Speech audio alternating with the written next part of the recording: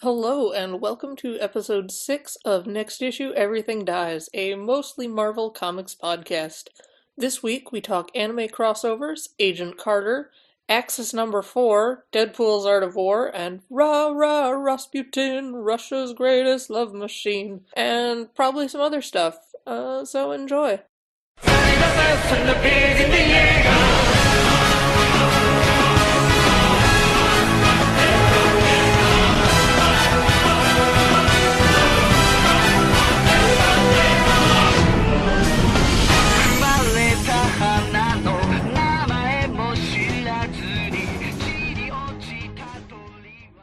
Yeah, welcome back to Next Issue Everything Dies. That's a really nice mug, Kat. I Thank like you. it. Mhm. I'm Chelsea Anderson. I remain one of the hosts. I'm Kat Adachi, and I am also one of the hosts, and I'm drinking some wonderful Colombian coffee out of a Captain America mug. Yeah, That's what this mug is. it's very stylish and very appropriate. It is. I'm drinking water from another Disney property, so I've got my Star Wars cup, but that's not as exciting as a cat mug, honestly. No, it's still pretty good, though. It is still pretty good. It's got Darth Vader, so that's sweet. Yeah, they should do a Marvel Star Wars crossover. Yeah, I would love like a little what if issue. Now that they can do that without inviting lawsuits down upon their heads. Yeah, it'll probably happen. Yeah. We'll make it happen. Yeah. You have that power. Yeah, I mean, well, that's actually a really good lead-in because we're talking about crossovers. And in 2 weeks in Japan, they are doing a crossover between Attack on Titan and Marvel Comics, which is going to, presumably from the teaser issue we've seen, which has like Spider-Man web-slinging his way away from some Titans, which are the giant man-eating cannibalistic monsters from Attack on Titan. At least Spidey will be in it. We don't really know who else will be in it. We don't know who from Attack on Titan will be in it. We don't really know anything. We just know that it's happening and that there was a really cool looking teaser image posted up on the internet. Yeah, they're doing some cool stuff with Spider-Man right now, so maybe it'll be. I don't know if it's not just a Spider-Man thing. It's a I, I I think it's, I don't know. I've seen it billed as a crossover between Marvel and Attack on Titan. Spidey is the only guy we've seen in promo art so far, but we really don't know a lot about it yet. It's coming out in a couple weeks, and then we will find out. Yeah, I know one of the Edge of the Spider-Verse things is doing like a Spider-Man meets Pacific Rim type of storyline. So Yeah, it's not. There's like that's a Spider-Verse crossover that's got giant robots involved. yeah, that's the Gerard Way one. Oh yeah, Yeah, yeah. I haven't really been keeping up with Spider-Verse at all yet, so yeah, neither. But I know it exists. So yeah. No, it's definitely an event that's ongoing and has actually been getting like fairly decent like word of mouth. I've been hearing good stuff about it, yeah, but I haven't picked it up yet, and I don't know why not. yeah. I don't read Spider-Man regularly, so it's kind of he just shows up in things that I read more than I actually seek him out. So I don't know. Maybe it's if it keeps getting like these really good reviews though, and I keep reading stuff like I read this week, then maybe I will start picking up some good Spider-Man stuff. Yeah, the only Spider-Man that I've actually endeavored to read on purpose was Superior Spider-Man, which was when Doc Ock was inhabiting Peter Parker's body and trying to be Spider-Man, and that was a pretty fun time. Yeah, he showed up in some of the Deadpool stuff too. So Nice.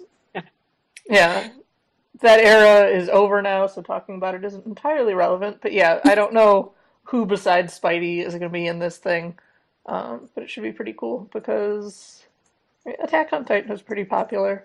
yeah. It's a good series, in my opinion. Is that going to be in Japanese? It is going to be released in Japanese, as far as I know, because it is coming out in Japan. Like that's where it's being released. I don't know what else to say besides that. But knowing the fan base for Attack on Titan, I assume it will be translated like in an Quickly. instant. Because you usually get at least mediocre translations by like the end of the day or the next day after an Attack on Titan chapter comes out. Um, Okay. and then like within a week you'll get some actually readable and good translations. Yeah. But yeah, so I mean, I assume it might get some sort of English release or maybe an official translation, maybe. But either way, there will end up being a way to read it. I just don't know whether that will be scanslations or an official release or what. Yeah, maybe they'll release it as like a trade in English or something. Yeah, I don't know if it's going to be long enough to be a trade. I think it's like single issue length. Mm. Well, we'll I, see though. yeah, I think I saw it said somewhere that it's going to be sort of like the old What If issues. Oh yeah, So I think it's just going to be like a single self-contained story, like what if Marvel had to deal with the Titans or something like that? I don't know. that's kind of cool though. Yeah, so that'll be fun. Other stuff that happened this week, we got our first clip of Agent Carter. Woohoo! So that's starting in January of 2015. So that's just a couple months away, which is weird to think about. But that's going to be Marvel's like second sort of modern era TV series that's ongoing at the moment. I mean, I say modern era solely. I mean, it's airing in the present. It is Yeah. on TV in the current day. It is not set in the current day. Just like there were like 70s TV shows, and I'm like, oh, this didn't come out in the 70s. Ah, Gotcha. But I don't know if it's considered ongoing. It is a miniseries, but it is a miniseries? Okay. yeah, it's a miniseries. I think six or eight or seven or 6 to 8 episodes. But Really? Okay. it's still gonna be pretty cool. We'll Yeah. get our little kind of Peggy Carter, couple of movies worth of material there, so that's nice. Yeah. They aired that preview during the Marvel 75 special this week, which was cool. And they showed some stuff from behind the scenes of Age of Ultron, and it was actually a really cool show. So if you can find that online, it was pretty cool. Just kind of a little history of Marvel Comics, hosted by Emily Van Camp, who plays Agent 13 in Winter Soldier. So Oh, nice. yeah. Yeah, I didn't actually catch that myself. Now my dream is just that she like posted it in character as Sharon Carter. Well, she didn't not host it in character. It could have been in character. So I can just I don't know if it's imagine that's what was going on. Yeah, sure, why not? Okay. Because I know Marvel Comics, like the comic books featuring the characters from Marvel exist in canon in 616. So now I'm just going to pretend that Marvel Comics as a publisher exists in the MCU as well. Yeah. That's my But new like belief about the world. yeah, sure, let's do that. Oh, and we had some more of those like revisited event comics announced for summer 2015. So How many is we're that all, now? 30? that's like I think we're up to at least 325. No, I don't know how many it actually is, but this week we saw teasers for Avengers versus X-Men. Um, I think Age of Apocalypse might have been announced last time. I think that's another new one on the roster. And then Future Imperfect, which is a Hulk storyline. And then there's going to be a Spider-Man thing called Renew Your Vows, which I guess is going to involve Spider-Man's marriage to Mary Jane that was erased, and then it won't be erased in this special event thing, and then it'll probably just be erased again because who knows. So, I mean, that's going to be a thing. And then there was a teaser image for spring 2015 that was just a white background with the words "Everything Ends." So I don't know what that is. Is that the thing that they've been teasing on like all the Avengers and all the new Avengers stuff that's like time runs out in so many months or whatever? Oh, I wonder. I think it's probably connected to that, right? I don't Yeah, know what it's leading up to, but it looks like the same font and everything, so. okay, that makes sense as a theory. Yeah, I was just like, oh, I don't know, who knows? It's mystery to Yeah, everyone. I saw that today, and some people were pretty confused about it. But I'm pretty sure that would be the same time as this other thing is supposed to happen. So Yeah, you're right. That is about the correct number of months away, approximately. yeah, so maybe.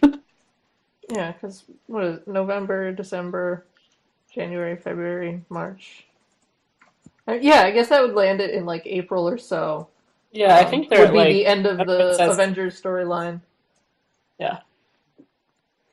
But they've been teasing that on, I think the first one said like in 8 months. Yeah, So well, the other thing to remember is that the reason it's saying in 8 months is because the books took a time jump. Avengers and New Avengers, when it started saying like in 8 months everything ends, yeah. everything is happening 8 months in the future of the current Marvel timeline. Right, So right. like this stuff all takes place like eight Yeah. months after, say, Axis, which yeah, Okay, yeah. Timelines. But yeah, yeah. no, you're right. Yeah. I think it was partly so that Hickman could do his own thing and not have to worry about whatever is happening in Axis. That's fair. Yeah. Um, and then let's see. Not a whole ton of movie news that I had this week, except for that. Oh, you had something? Yeah, I saw another teaser for like X-Men 92 or something. Like Oh yeah, that was another teaser. Okay, I'm sorry, I forgot to put that on my list. That's yeah, that's back to I guess revisited events, maybe. yeah, Um, something like it that. it had the lineup of like the '90s X-Men cartoon. Um, So I guess they're going for like '90s era X-Men, which isn't really an event. That's just a year in which X-Men comics were published. So it's getting even more just sort of vague and like let's just throw everything at the wall. It's fine. The teaser was that was the one that I was most like, oh, that looks interesting. Like it looks fun. That's all. Yeah, yeah, that had really fun art. I enjoyed that. Yeah. Anyway, movie news. Sorry. Yeah, this was just really minor movie news. So Sony's been kind of teasing that they might be doing a female-led Spider-Man movie. Uh-huh. And apparently there's now like rumor going about that it might even star more than one female Spider-Man character. Really? Considering that there are like a number of sort of Spider-Man affiliated spider-powered ladies, I could see how that would work out. Do they own Jessica Drew? I don't know if they do or not, honestly. That's weird. I don't know where she would fall in. She kind Yeah, of is called Spider-Woman, but she doesn't really have a whole lot to do with Spider-Man. yeah, she doesn't have anything to do with Spider-Man, honestly. But like Arania could work. There's that Silk character who they're introducing. Is she They more could, affiliated with Spider-Woman though? is she? I don't think she. Silk? I thought Silk and Spider-Woman were in the same. I think she's got more connection to Peter Parker than Spider-Woman does, or more to like the Spider-Man like roster of characters, but maybe not. Maybe I just saw them together because they're both Spider-affiliated women. Yeah, I mean, I think they're gonna both be in like Spider-Woman #1. I think they were both in the preview for that, which I saw recently. Mm. I mean, that was like a couple weeks back when that came out. Um, but yeah, I don't know. I mean, she's another Spider affiliated lady who they might have the rights to. Sure. They could always do like, I guess they could do something with Spider Gwen if they wanted, even though she's dead in the movie verse. Like, it's an alternate universe. Well, yeah, So if they she's. wanted to introduce like dimension hopping into the movies, they I could do mean, that. Gwen was dead in the comic verse too, so Yeah. Well, so yeah, of course. That's why it was like, oh, here's an alternate dimension where Gwen yeah, it's Stacy like doesn't die, and she was bitten by the spider. here she is. So Yeah, that's the alternate universe where Peter Parker died instead of her, and it's like, okay, cool. all right, who knows? We'll see what Sony does with that. Yeah, so we'll see what that will be. We'll see who they end up putting in it. I don't know. I'm just like throwing out like random characters with spider powers that are women. We'll see what happens with that, I guess. They could also do something new. They So could, yeah. we could be completely off base here, but perhaps it will be one of the aforementioned spider affiliated female characters. Yeah, and there's probably more that I just don't know about and have never heard of. Yeah. So that's entirely possible. Who knows?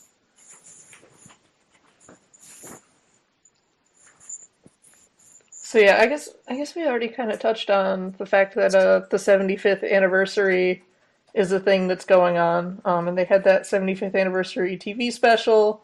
last week they put out like a sort of 75th anniversary comic thing that had a bunch of stories in it as an anthology. But it was also like $6, so I didn't actually pick that up because I didn't feel like paying that much for a comic.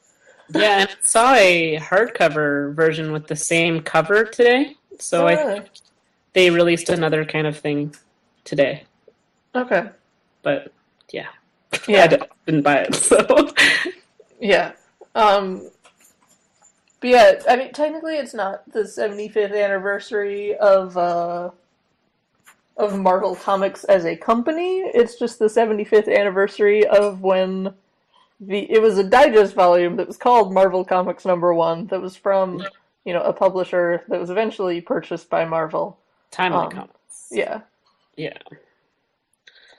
Yeah, But yeah, so that is where I don't know, are any of the I mean, Jim Hammond and Namor are both still around, but I don't know if any of the other dudes in Marvel Comics #1 are still around. um no, I think most of them came shortly after, but I think yeah, the Human Torch and Namor were the I ones think in Marvel Comics #1 anyway. So I guess it's the 75th anniversary that Marvel slash Timely Comics started doing superheroes because they did comics before that weren't superheroes. right, and it's because the volume was called Marvel Comics Marvel #1, Comics, and it introduced, a couple of characters who live on to this very day and are still in regular use. pretty amazing. Yeah. No, I mean, good job. Congrats to Marvel for having characters last that long and making at least one of them still interesting. So happy That's birthday, Namor. happy happy birthday to Namor and Jim. Yeah, happy birthday, guys. And yeah, I think that's actually all the news that I had. Did you have anything else? I don't have anything else. Does that mean we have to talk about Axis now? Yeah, that means we get to. So, yeah, this week Axis #4 came out, and we read it. We read the entire thing, and it was a comic that existed. We've been telling you guys that Axis has been getting better, and we've been getting a little more interested in it. And after reading Axis Revolutions last week, we were actually kind of excited to read Axis #4 this week. We were wrong. Yeah, I was looking forward to this because the end of 3 was kind of fun. There was like interesting stuff going on, and I was like, all right, cool. So we get to, see the good guys, possibly being villains because of the inversion. We get to see some bad guys doing good stuff, and I mean, we kind of get that in this, but it's not fun. It's not enjoyable. I wish I hadn't read this. I mean, Yeah. there is one single good segment of this comic, at least in my opinion, that we'll get to, but you have to slog through a lot before that segment, and you have to slog through a lot after it. Yeah. Yeah. So this has continued my complete distrust of Rick Remender writing Sam Wilson as Captain America. I mean, Yeah, we open up with Sam Wilson being just a total jerk. and wearing his sunglasses inside. Oh yeah, that's true. And I do, okay, to make it clear, I understand. We both understand that there's like an inversion of personalities, and, Sam Wilson is acting out of character, and this is like bad Sam Wilson. But, God, It's it's actually not too different from the Sam Wilson that was like before the inversion, so, this is not good. Yeah, I mean, this is kind of one of Sam's like first big outings as being Cap, and he's just been a dick the entire time. He's a terrible leader. He's a jerk to everyone and just constantly like insults his teammates and is like, "No, I didn't ask for your input. I don't want you to say anything. Shut up. I'm the leader." Yeah, so far he's the worst Captain America ever, and that's saying something because Bucky Barnes was Captain America for like 2 years and he was really bad at it. Yeah. I I feel like the difference is that Bucky Barnes was trying to live up to the memory, whereas this, we've got Sam Wilson saying, I'm not Steve Rogers. This is how I do things. Like, And I'm it's not like, that Cap. Brah. it's like, oh, okay, Sam. And again, I get that he's supposed to, like, because it's like an inversion of his personality, he's evil, whatever. But this is almost exactly how he was acting before that, like you just said. So it's Yeah. just like, oh, so Sam's just kind of a dick now. Oh, Yeah, well, you were gonna say something, otherwise I had something I would have said. oh, right. Yeah. Um, yeah, another problem with the Sam Wilson thing is that he appears to be the only one at this point who's like really weird. Like Nick Fury Jr. and Maria Hill are there acting completely, normal.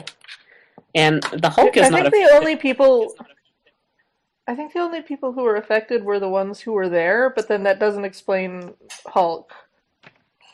Because Maria Hill and Fury Jr. weren't at the site of like the epicenter of the yeah. inversion thing, I guess. And I think only the dudes who are actually there are affected by it. Was Spidey there? Because he seems fine too. I don't think he was there, was he? I He don't was think too busy so. giving children's speeches in New York City. Yeah, exactly. I don't know. He was Anyway, too busy with his after school special to show up to help out. yeah, Sam's being real weird though. Yeah, but yeah, we find out that Shield also wants the Red Skull. We already had the Avengers and the X-Men fighting over, oh, who gets to keep like Xavier's skull, and now Shield wants it on the action too, just to make things even more complicated, I guess. Um, Sam punches Fury Jr. in the face, so that happens. Yep, he does that. Yeah, he's like, let me make something perfectly clear to you, Fury. I don't work for you. And then Fury is like, you're out of line. And then Sam punches him in the face. Says, you got me mixed up with Steve. I'm not that Captain America. Alright. Come on, Hulk, we're done here. I don't know why I just gave him like a Western voice, but it doesn't matter. He's not acting in character, so he can sound like a damn cowboy if I want him to. Well, no, our cowboy shows up in the next part. Oh, that is true. But yeah, then Sam calls a meeting of the Avengers, I guess, but you're not allowed to tell Steve Rogers. Which doesn't really get us, Yeah, but because Steve. well, I guess because Steve isn't evil either, and Sam probably knows that Steve isn't evil, and he's like, well, Steve would probably really hate what I'm doing, so, Just don't tell that Rogers guy. yeah, I mean, starting off your gig as Captain America by being like, you know what, fuck what the old Captain America thinks, I'm just gonna do my own thing. It's not really great, but there you go. Alright. So yeah, then we cut to the only good scene in this comic, I'm glad it's the where scene we've you're got talking about. Because I also think that. So we've got some cops in Brooklyn who are trying to deal with a hostage situation where the Squid has taken a random family hostage, I guess, for money reasons. But he's got his gang of goons with him, and they're in like a little shootout with the police. Um, and the police officer is like calling for as much backup as possible. And then we see, somebody heroically like swinging in, silhouetted against the sun, and it's like, oh, Spidey is here to save the day. And it turns out it is not Spidey. It is in fact Carnage. And he says, "Sounds like a job for Carnage Family Protective Services," and like crashes through the window, looking terrifying. Yeah. So seeing Carnage like attempting to be a hero while being absolutely terrifying is kind of great, and I really enjoy it. Some of the bad guys are saying, oh, grab the kid, we'll use him as a human shield on the way out. And Carnage gives them the advice that you shouldn't use the kid as a human shield because they're too small and the cops would snipe you for sure. So he's like, no, you should use the mom. Yeah, so he's still like a bad guy. He's just doing good stuff right now. He's like, if this were me, I would have done it a little differently, but I'm going to save this family right now for some reason. But yeah, just the idea, like Carnage being this absolutely terrifying looking, mess of red terror is, trying to comfort these children and like get them out safely. It's just really entertaining. And he leaves a little note he's for like, Spider-Man. yeah, he's like looming over this child. His hand is like this, horrific claw. He's got this toothy maw that's like dripping, and it's just like, oh god, what is happening there? He's like, everything's gonna be all right, little guy. Don't you fret none. It's just like, all right, Carnage, okay. And then Spider-Man finally shows up and thinks that Carnage is, probably gonna have killed everybody in the apartment by the time he gets there. It turns out no, Carnage was actually there to help. Who's first to give Uncle Carnage a big old hero hug? Yeah, so this is actually a really, really enjoyable little segment, and it's kind of weird that it's in the middle of such a bad comic because it's such like genuinely fun writing and really entertaining to read. I do feel the art really helps sell it too, and the art in this issue actually is good. I do want to give it credit for that. It's mostly pretty decent to look at. And almost everybody has a face. They do for the most part. There are a few missing faces here and there, but it's, I can deal with that at this point. Whatever. It's Axis. I don't care anymore. So the next part of 6 is number 4. Immediately after that fun scene, we go to Tony Stark, who throughout Sixus has just been the worst and continues to not really be fun to read about. He decides to drop in on a baseball game, right as they're doing, and now please rise for our national anthem, and he just interrupts it and is like, no, this is more important than the national anthem, whatever. You've heard this before. Okay, sure. Yeah. And I should mention also, Tony's been missing for 2 weeks. Oh yeah, apparently he's been missing for a while, okay. I mean, sure, why not? But yeah, he decides to, I guess, distribute Extremis to the entire city of San Francisco in app form? I didn't know that was possible. But yeah, it's already installed on everyone's phones, because I guess everyone in San Fran has a smartphone, too. Do you think if somebody's got, a little, Nokia flip phone, that it's suddenly got this Extremis app on it?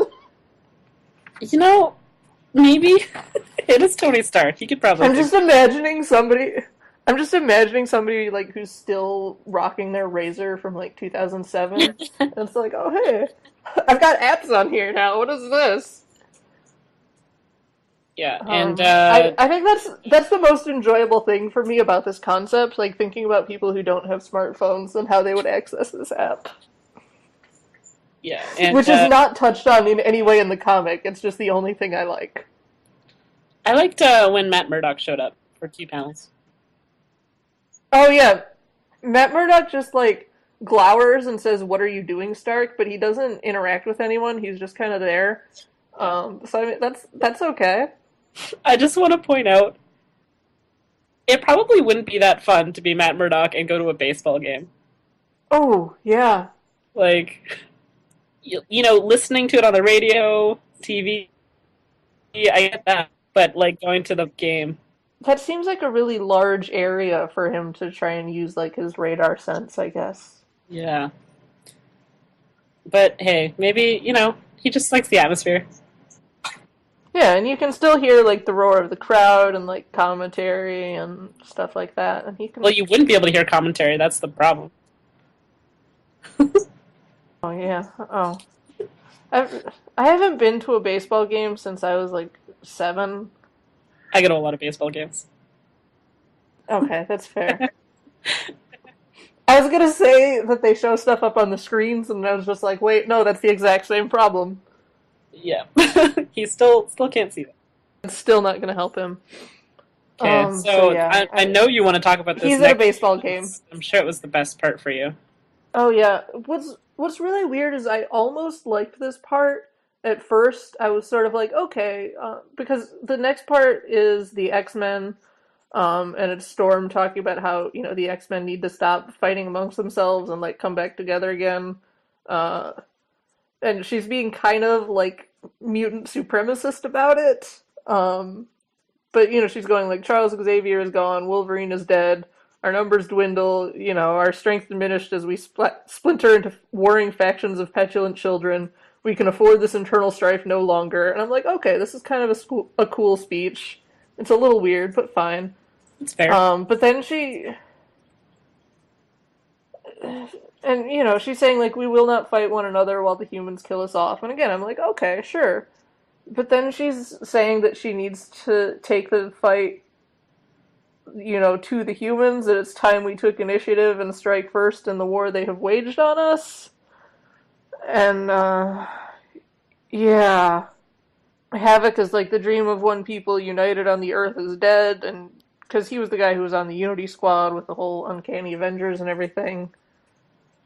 And this world understands only one truth, nature follows only one law, survival of the fittest, and, Apocalypse Evan comes out on stage from behind a curtain, Cyclops turns up, and Cyclops actually looks really cool in this panel. Like, I've got to give him props for that. Just because what else am I going to give anyone props for? And we see, like, Magneto walking off because he's probably disappointed in the X-Men, I assume. There's an ominous close-up on, like, a small sparrow. But yeah, so we've got the X-Men, we've got Apocalypse there with a giant A on his belt, so on the cast page it listed him as Genesis still, but with the giant A on his belt, I'm pretty sure he's just Apocalypse now. Especially since survival of the fittest is not something Evan would have said, so it's an Axis thing, he's switched and evil. Yeah, so okay, fine. Anything that we thought about, Evan maybe being not terrible and evil, even though he's big Apocalypse, was wrong. Yeah, so this is just, okay, hey, Evan is Apocalypse and he's evil now, and I'm like, alright, it's the Axis thing, sure. But yeah, the first part of the X-Men thing kind of gave me hope, because I was like, okay, well, we get something to finally, like, reunite the X-Men again, that's cool, I like that. And I was on board with that as a concept, but then it's like, oh, we need to wage war against the humans, and it's like, okay, I'm not actually on board with that. Yeah, and Falcon Cap has one of his birds watching this whole thing, so that's how they find out about it. Yeah. Oh, that's what the ominous sparrow was, okay. Yeah, I didn't even catch on to that. I didn't know what was happening there. I was just like, alright, here's a sparrow close-up. No, but then, Sam immediately knows what's happening, so I assumed it was... He still has the bird back. That makes perfect sense. Yeah, if it's just a bird spy, okay, that makes sense.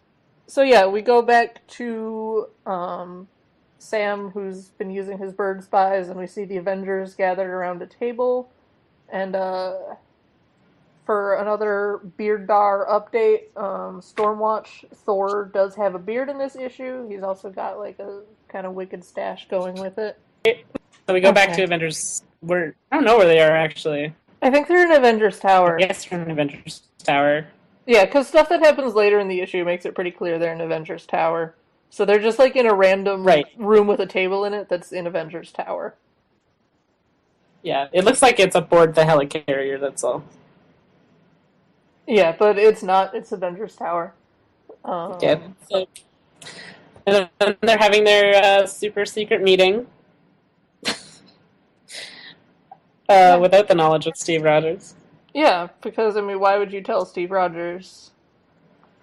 Because Steve Rogers would be like, hey, this is dumb, don't do this. Yeah, because basically Falcon Cap is saying that he wants to kill the Red Skull, especially if Charles Xavier is still in there. Yeah.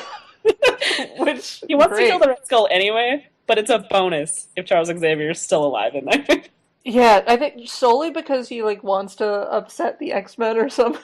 Yeah, it's like, it'll make him real sad. Yeah, I think because everybody's being like seriously anti-mutant in just the most ridiculous way. And Yeah, it like feels really oh, weird. I mean, I know, again, it's the Axis. They're inverted and they're being evil.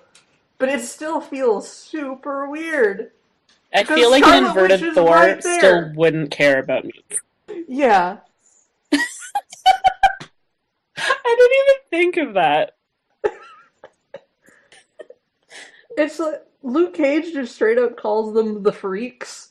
And it's like, guys, Wanda, she's in the room with you. She seems to not care though. Yeah, she doesn't really care about the X-Men in general, I guess. She's been more aligned with the Avengers for so long, and she doesn't really get up to much with the mutants these days. I mean, she's still a mutant though. Yeah, she's still one of them. She just likes to pretend she's not. She acts like she isn't. They go to where the Red Skull is being held to try and kill him, and Jarvis stands in the way, and it's like, this is madness. This cannot actually be your solution. Um, and Sam is like, no, shut up. What can we No, do, to save more lives? And Jarvis points out the obvious, which is what happened last time someone chose killing him as the solution, which is this. Axis happened. Last time someone killed the Red Skull, we had to put up with this event. I should mention that there's a really intense close up of Thor, with his beard and bared teeth. He said, should they still desire war, then we will freely slaughter every one of them. Oh yeah, Thor wants to kill all mutants, so that's really good. Yeah, yes.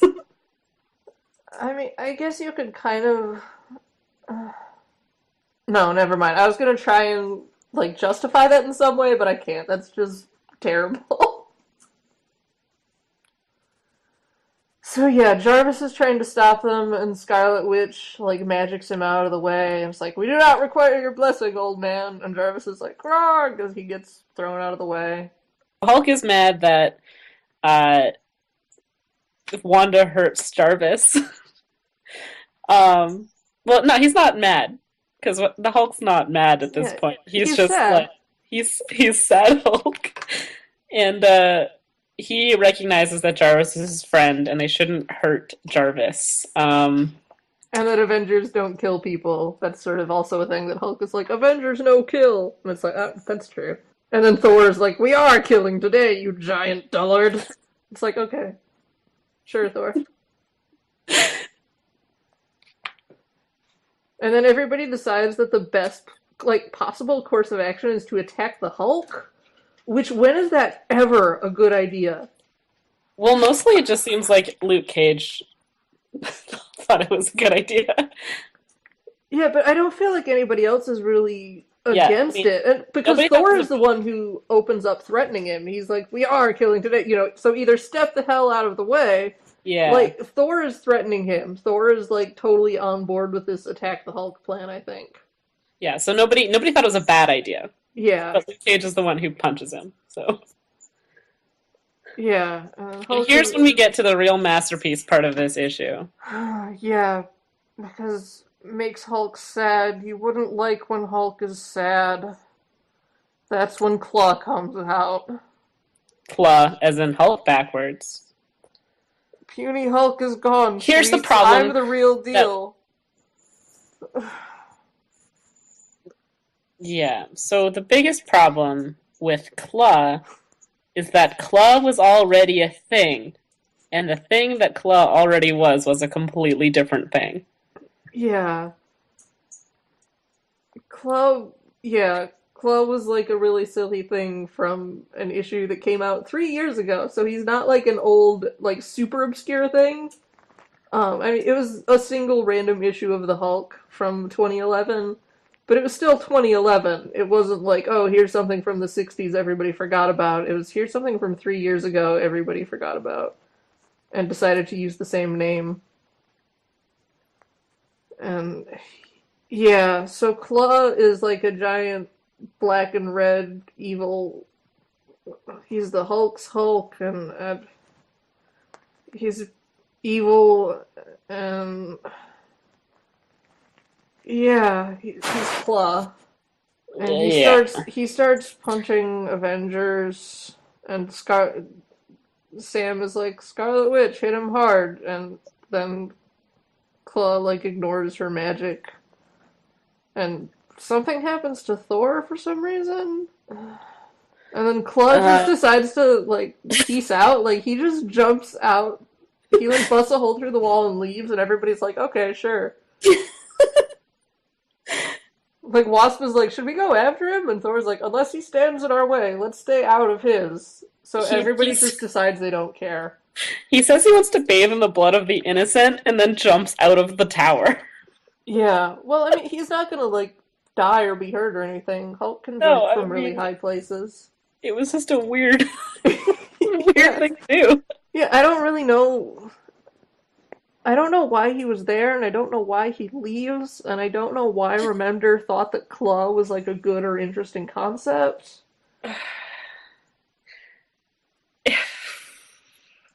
And It's so stupid. yeah, it's just, it's not good comics. Nothing about this is good comics. Um. Anyway, blah blah blah. They look in the cell and see the Red Skulls escaped. Good job, Yeah, guys. and Jarvis is, like, huddling against a wall, and somebody is clenching his fist. It's either Luke It's Cage or either Sam Wilson. I don't know which of them is clenching their fist. yeah. The panel doesn't really give us any context, so it's just like, Uh, oh, here's an angry fist, and here's Jarvis looking scared. Okay. yeah. Um.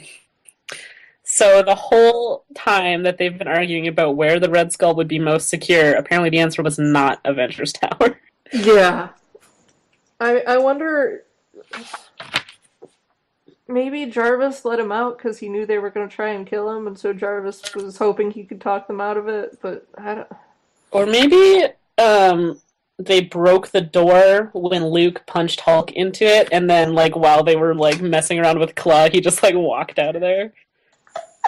That's probably it. He was like, "All right, well, I got nothing better to do." Yeah, and I mean, no reason to draw attention to what he's doing, Yep. so he might as well just walk on by. I hope that's what it was. Yeah. Although They he should does put him have, in the background of like one of the other panels. yeah, he does have psychic powers, so he could have, like, masked himself, made himself, like, unnoticeable. Yeah, something could have happened there. Yeah. But yeah, so to me, besides, like, that Carnage section, the best part of this issue is just, like, the sort of preview pages with all the other tie-ins that are coming up. Again, yeah. With even with the Sixes frame on it. Yeah, the Sixes frame is back, but looking at, like, the covers and the teasers for all of these random tie-in issues is honestly a lot more fun than reading the actual comic. Yeah. And I don't have really high faith in any of these tie-in issues. I heard that Carnage #1, like, Axis Carnage #1 was actually really fun. Yeah. So that might be worth picking up. Otherwise, I don't know that any of this is actually worth reading. Like, if it's tying into something you're in the middle of, I maybe read it, maybe just skip these issues. But again, the covers are kind of fun, and conceptually, it's like, okay, this is... I'm entertained by these covers. That's all I have to say. Yeah. Apparently Nova is going to be fighting Kluh in the next 2 issues of Nova. So, Yeah. I mean, good luck, Sam. Yeah, and it also looks like the first 2 issues of Captain America and the Mighty Avengers are going to be also Axis related, so I'm not as excited to read those as I once was. Yeah, this doesn't seem to bode well for, like, Sam Wilson's tenure as Cap. He's... in everything that he's showing up in, it's like evil jerk Sam, and starting off like his, #1 issues that way. Yeah. It's just not getting him off on the right foot. It doesn't make me want to read about this guy. This is something I was really excited about. I like Sam Wilson as a character. I liked the idea of him taking up the Captain America mantle. Like, I thought that could be really, like, fun and interesting. And there's a lot you can do with that without making Sam evil and a jerk who punches people. Well, I mean, he's gonna punch people. That's what superheroes do. But I'm talking, like, not sucker punching Fury Like, Jr. out of nowhere for no reason. yeah. Like, that's the wrong kind of punches. Punching bad guys? Yes. Punching Fury Jr. because you're not Steve Rogers? Okay. Yeah. But I guess we'll find out next week because that's when Captain America and the Mighty Avengers and Captain America #1 comes out. Captain America #1 isn't on the preview pages, so there's still the potential that won't be a tie-in. Yeah, but that's also going to be written by Rick Remender, so really, who cares? It's still a reason I wouldn't read it. But I'm just saying, perhaps it might not be evil Sam Wilson in that one. Maybe. Potentially. But it could be. So. Yeah. And then Avengers World #15 has a preview that kind of has me interested too, because it's got an Avengers team recruited by Doctor Doom. And it's apparently got like Doom and Valeria hanging out, which I'm also really hyped on. It looks like Valeria has some input in who this Avengers team is going to be. Yeah, I think, like, judging by the random, like, second string heroes who are on this cover, like, preview image, I think it's basically heroes who weren't present at the, accessing. Yeah, that's weird to me, though, because weren't we talking about him in the first issue of Access? Literally everyone showed up. Yeah, but these are the people who didn't show up. They're so scrub tier that they didn't even show up for that. No, but, I mean, we've got, like, Hawkeye on there. Oh, that's true. But then it's like Cannonball, Stingray, Valkyrie, U.S. Agent, like those guys didn't show up. Yeah, there are a number of second tier people here. But I have actually been wondering where all these like randoms who showed up and then were suddenly no longer in Access anymore, like Hawkeye, who, was the quipping king in #1 and then basically disappeared after that. Yeah. Where did Doctor Strange go? Remember he had to do that spell. What? No, but that took place before. And then he failed at the spell twice. Yeah, but where did he go? Like, where is he right now? Before the. No, that was. Yeah, I don't know where he. Because he messed up. He messed up the spell twice. I think he went somewhere. I don't know. There's just a lot of random people who just kind of went missing. Yeah. So yeah, that was Six's #4, and #5 is coming out at some point, and so we're gonna read that too. #5 is coming out next week, but so are like 12 other things that we read. So yeah, a bunch of actually good Access in there. That's Yeah, maybe we won't spend as much time on Sixes next week, just to get through everything else, and because... Yeah, I was really hopeful after issue 3. That one was actually kind of fun to read, and then this happened. That was bad. Yeah, that was some comics. I think the Carnage part puts it slightly above Access Revolutions from last week. Yeah. But they're both bad. Yeah. I mean, I do have to say, at least the art isn't bad, because if it was bad art and bad story, well, maybe that would actually be less insulting. Like, maybe I would be less angry if it also had really crappy art, because I'd be like, okay, all of this is terrible. Whereas it's like, no, this art is kind of good, but then this story... Rick Remender. Feels kind of like a waste of good. Yeah, it's Access. Okay, so do you want to go ahead and talk about the other thing you read this week? Yeah, I also read Deadpool's Art of War #2. This series is so weird. I keep reading it. This is, and I'm sure I will continue to read it. It still has that washed out coloring that I don't like. It actually it's making it a little upsetting to read for me. We're just talking about how good art, good art in Sixes is upsetting us, and this is good art. It's just the coloring is so boring and flat, and a lot of stuff gets lost, I find, because most of the colors seem to be like really similar to each other instead of having like real bright colors, which I would prefer. But anyway, so Deadpool has been, selling his Art of War secrets to Loki to take over Asgard. He is successful in that. And then of course, Deadpool's plan is to bring the war to Earth Because if Earth is in total war, then he can sell his adaptation of the art of war. Sure. Sure, why not? So yeah, basically, Thor's been captured, and he's in the dungeon in Asgard, and eventually, Deadpool kind of pisses Loki off a little bit, because he confesses that he's just helping him to get a book deal.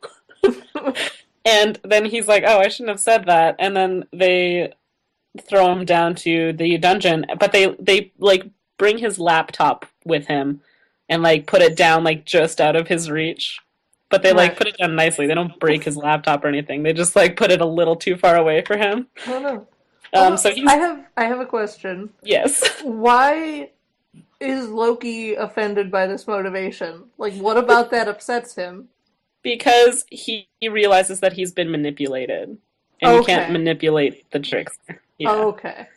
So. All right, I'm fine with that. Yeah, but he does think that Deadpool still has a good idea. Sure. Yeah, so he still thinks it's a good idea to bring the war to Earth because Thor really likes Earth. Right, of course. So, of course. So he goes down to screw with Midgard, and runs into a few heroes. So far, Hulk, Iron Man, and Spider-Man have shown up to combat the Loki's minions that have tried to take over Earth. They kind of make quick little cameo appearances. So when he gets thrown down into the dungeon with Thor, because he had originally been working with Thor, and Thor didn't really listen to him, and that's why he went to Loki. Right. So Thor's kind of a little sour at him, but he's kind of like, well, that was impressive, actually, and says he's going to buy a copy of his book and stuff. But now they're going to work together again. He helps him get his laptop, too. He kicks it over to him a little bit. And then, yeah, but Deadpool, like, regurgitates a lockpick. It's kind of gross. Oh, well, sure. And then he starts picking at his handcuffs, and Thor says, like, you think, like, he doesn't understand why Deadpool's trying to pick the locks on the handcuffs because Asgardian handcuffs are much stronger. But like while he's in the middle of saying this, like Deadpool's already finished getting out of his handcuffs, and then he helps Thor out of his, and because he's so good at picking locks, I guess Thor's gonna buy a copy of his book. So okay, sure. Yeah, they're off to Midgard to save the day, perhaps. And that's the end of that issue. So basically, I don't really know what's going on here. I understand it as a concept, but it still seems like a weird concept to run with. Yeah. Honestly. Yeah, it sounds like a very weird thing, and it sounds a little bit confusing. I feel like even if I was reading this, I would be a little bit like, what? Why? There's a lot of why. Most of this is why. Yeah. None of this, I have to, bend so much belief to go, why would this even be a thing? Right. But it's a thing, I guess. Yeah, and I mean, comics aren't exactly known for, like, their plausibility, but when you get to be implausible even for comics, yeah, that's a feat. The whole thing is completely implausible for comics. But they want to do the Deadpool Art of War thing, so... Right, they're so attached to the, like, concept that they're like, we will make this happen by any means necessary. Yeah. And, they do kind of, like, there's always the bit of, like, the tongue-in-cheek, like, we know this is ridiculous kind of Deadpool thing. Yeah, sure. But, it's weird. Yeah, it sounds like it. Yeah, but I guess we'll see what happens. Yeah,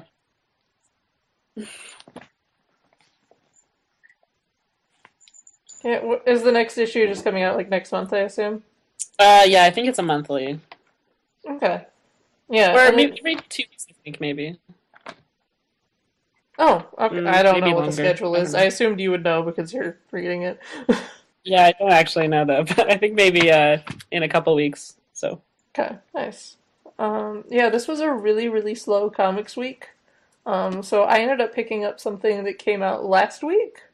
I got a book that Image is putting out called Rasputin, which is about, yes, it is about that Rasputin. Sweet. Um, so it's a pretty interesting little Image book being written by Alex Grecian. The artist is Riley Rossmo, Ivan Placencia on colors, and Thomas Maurer doing the lettering. And it's actually a really cool, really atmospheric book about Rasputin. It sort of opens on the night when he's about to get that, like, there's like a million murder attempts in a row, and the dude just will not die. Yes. And it opens on that night, like just before that stuff happens, and then he flashes back to some childhood, like scenes in Siberia, which are really, really beautifully like drawn and really atmospheric. A lot of this stuff is almost entirely without dialogue. There's very rare dialogue in this section, so it's a fairly quick read. But you can spend a while sort of lingering over how nice the art is to look at. Um, I don't know. I don't want to give away too much of like what happens, and again, so much of it is visual and really cool to look at. But you see him working some sort of arcane magics at various points to really cool effect. The way that it's drawn is really gorgeous. And yeah, I would recommend picking this up if you're interested in hard Russian winters, violence, necromancy and wizard magic. If you're interested in huge guys fighting against bears, that's also something that happens in this comic, and the bear fight is really cool. Cool. And yeah, I would say I would recommend this thing. So, Image Comics' Rasputin #1, which came out last week, is totally worth picking up. Cool. Do you know how long that one's gonna be? Oh, that looks really Um, cool, actually. I'm not sure how long that's going to be, actually. I know it's an ongoing, but I don't know if it's a limited series or not. It looks pretty awesome.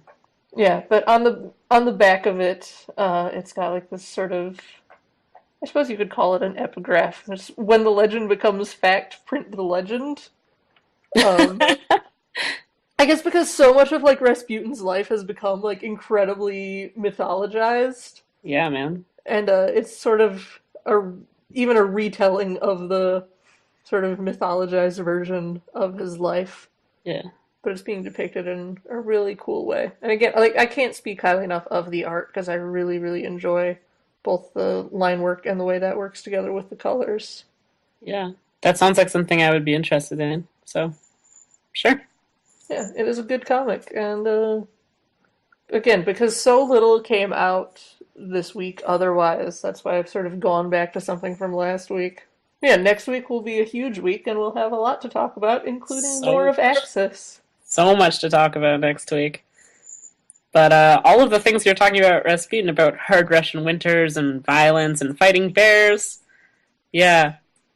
But it was very, it reminded me that Bucky Barnes Winter Soldier #2 comes out next week. So. Oh yeah, I mean, Bucky Barnes is also someone who has dealt with hard Russian winters and fighting bears. Yeah, he's done all those things. And violence. So Yeah, and he's also very hard to kill. He's also appeared to die and not died. So I guess what I'm saying is that Bucky Barnes is a Gregor Rasputin, Rasputin. whose name I suddenly cannot say. Like, I was going to say I lost the ability to speak English, but it was actually Russian that I Russian. lost there. Yeah, I often lose the ability to speak Russian. More often than not. Yeah. I would say a good, like, 99.97% of the time, I don't have the ability to speak Russian. Здравствуйте. Yeah. Как Yeah. дела? Great, that's good. That's really good. So yeah, from next issue, Everything Dies. До свидания. До свидания. Rasputin, Russia's greatest love machine, and so they shot him till he was dead. Oh, those Russians. And that's the podcast. Thanks so much for listening. If you've got any comments or questions, feel free to hit us up at nextissueeverythingdies@gmail.com or on Twitter at NIED_podcast. Join us again next week when we'll be talking about whatever news has happened between recordings and reviewing more comics, including Axis, which we refuse to give up on. I hate even saying it. I feel like an idiot saying Kluh. The worst part is that 2 separate people have thought that was super clever. Yeah. Because I'm like 1,000% sure Remender didn't know that Kluh was already a thing.